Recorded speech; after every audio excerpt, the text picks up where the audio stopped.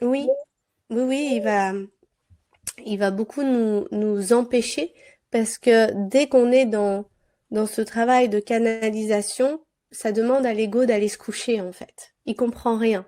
Dès qu'on sort de la boîte crânienne, l'ego il n'existe plus. Dès qu'on sort et qu'on est en train d'aller appeler d'autres énergies, des inspirations, des idées, l'ego il commence à dire alerte, alerte, c'est n'importe quoi, mais qu'est-ce que tu racontes, mais ça ressemble à rien, mais c'est pas parfait, mais tu te prends pour qui, mais arrête tout de suite.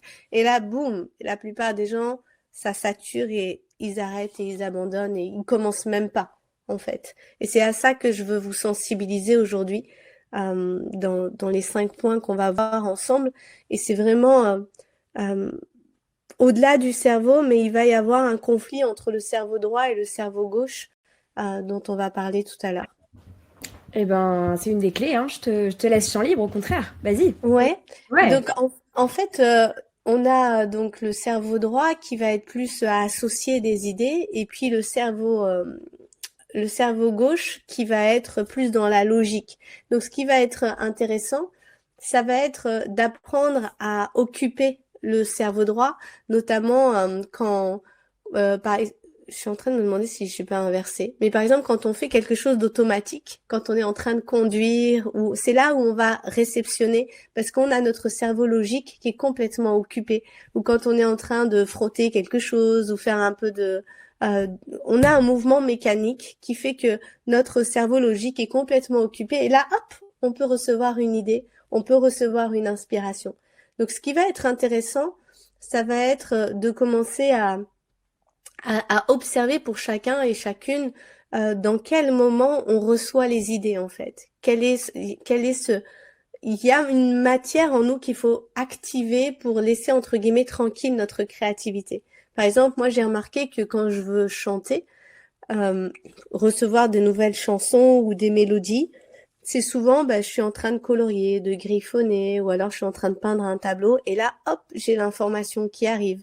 Ou alors je vais être en voiture, ou sous la douche, ou en contemplation devant un mouvement récurrent comme les vagues de l'océan. Le fait de voir des vagues, donc il y a un côté un peu comme une transe qui fait que hop, ça libère une fenêtre.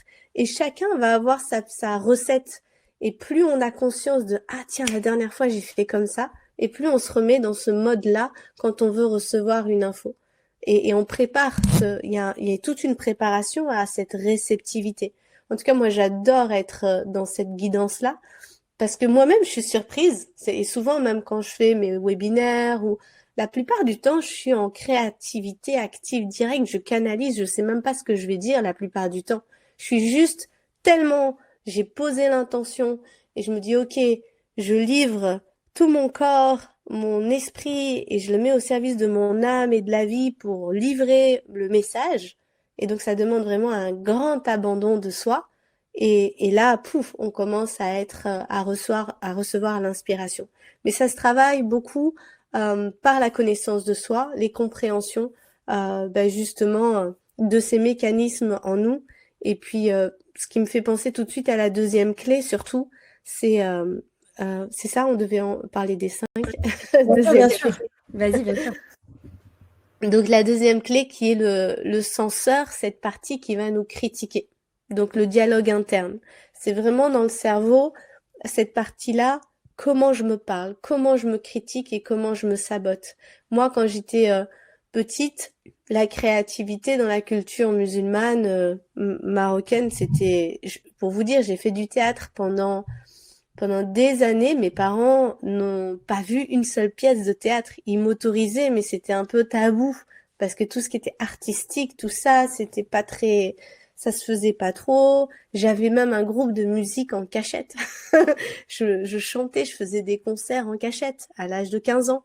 Et tout ça, forcément, ça a créé des mécanismes de c'est pas bien, j'ai pas le droit, les artistes qu'est-ce qu'on m'en a dit dans ma famille en fait? Parce que si vous regardez souvent, c'est soit papa et maman étaient artistes ou il y a quelqu'un dans la famille qui l'est, c'est comme une autorisation, un pass qui t'autorise, ou soit toi tu t'as envie presque tu te caches au début pour exprimer ta créativité. Tout ça, ben, c'est des pensées, des croyances, des encouragements ou pas d'encouragement ou critiques que tu as reçus pendant l'enfance. Donc c'est intéressant de te rappeler déjà de tes premières expériences de créativité. Comment ça s'est passé? Ton premier dessin, la première fois que tu as chanté, la première fois que tu as imaginé quelque chose ou que tu t'es imaginé en train de faire quelque chose. Est-ce que quelqu'un t'a bridé dedans cette imagination en disant mais redescends sur terre là, calme-toi, tu rêves ou quoi? T'arrêtes de rêver. Déjà ce genre de phrase, ça peut brider complètement la créativité. Et on se rend pas compte de l'impact que ça a sur nous. Parce que quand tu dis à quelqu'un arrête de rêver, t'es même en train de lui dire arrête de rêver ta vie, quoi. Arrête de créer ce que tu veux dans ta vie. Parce que rêver, c'est les prémices de notre super pouvoir d'imagination. C'est d'abord j'imagine, ensuite je maintiens la vision, ensuite je mets l'intensité et ensuite je le manifeste. Donc, pour moi, ramener la créativité au centre de sa vie, c'est vraiment réutiliser notre super pouvoir. Et ce qui va être intéressant, ça va être déjà de soi à soi-même, et c'est tout ce parcours-là que j'emmène les gens à faire, c'est quel est ton rapport avec l'artiste? Est-ce que tu reconnais que bah, des fois, tu as envie de faire des choses et tu te l'interdis toute seule? Tu as besoin de personne, en fait. Avant même de commencer, ton ego dit non. Non, mais tu sais pas dessiner. Non, mais tu sais pas chanter. Quoi, toi, tu vas écrire un livre, mais tu t'es pris pour qui? Non, mais n'importe quoi, arrête. Tous ces discours négatifs, tant qu'on n'y fait pas face, eh bien, ils nous empêchent de passer à l'action. Donc, à un moment donné, c'est juste, pour moi, je fais beaucoup ce travail sur le senseur et j'ai beaucoup d'outils pour le mettre en lumière, cette partie négative de nous, ces pensées négatives, ces restrictions, ces interdictions même, ou même ces punitions. J'ai une de mes clientes, tous mes clients se libèrent leur créativité. C'est la base. Si tu veux créer même plus d'argent, plus de santé, un nouveau couple, une nouvelle profession, un nouveau programme, quoi que tu veuilles, tu vas utiliser la créativité. Donc c'est hyper important de travailler ça et de se reconnecter avec ce super pouvoir. Et donc j'avais une cliente, je la voyais souvent griffonner et puis un jour, parce que c'est vraiment ce que j'aime dans la créativité, dans le chemin là que j'ai créé et que je vous partage dans ce qu'on va voir, c'est que c'est magnifique parce qu'on se découvre soi-même. Moi, ça m'a permis de me dire, Leïla, qu'est-ce qui te ferait plaisir? C'est quoi qui t'excite? C'est quoi qui t'émerveille? Et si l'argent n'était pas la question, qu'est-ce que tu ferais? Comment je pourrais te faire plaisir? C'est quoi qui te met en joie? Comment je peux faire pour retrouver ces yeux qui brillent? Comment je peux faire pour voilà, je veux te rendre heureuse. Je vais pas attendre qu'un homme il vienne te rendre heureuse. Moi, je veux te rendre heureuse. Comprenez, c'est bientôt on va faire l'amour, mais là c'est vraiment ça. C'est comment je fais. Et quand tu commences à te questionner, à vraiment aller te connecter avec cette énergie en toi de l'enfant, parce que c'est par là que notre créativité elle est née. Donc c'est important d'aller se connecter vraiment à l'enfant et qu'elle te dit ben moi j'ai envie de faire du trampoline. Ouais, quand même. Ok, et qu'est-ce qui te ferait plaisir? Mais moi, j'ai envie de m'acheter des bonbons. Et puis j'ai envie de faire ci, puis j'ai envie de faire ça, puis j'ai envie d'aller marcher dans l'eau. Et puis j'ai envie. Et t'es là, ah ouais, en fait, t'as plein d'envies. Et ça commence par ça, par cette énergie-là qu'on va aller réveiller, assumer et commencer à arrêter de brider notre enfant intérieur et toute cette joie.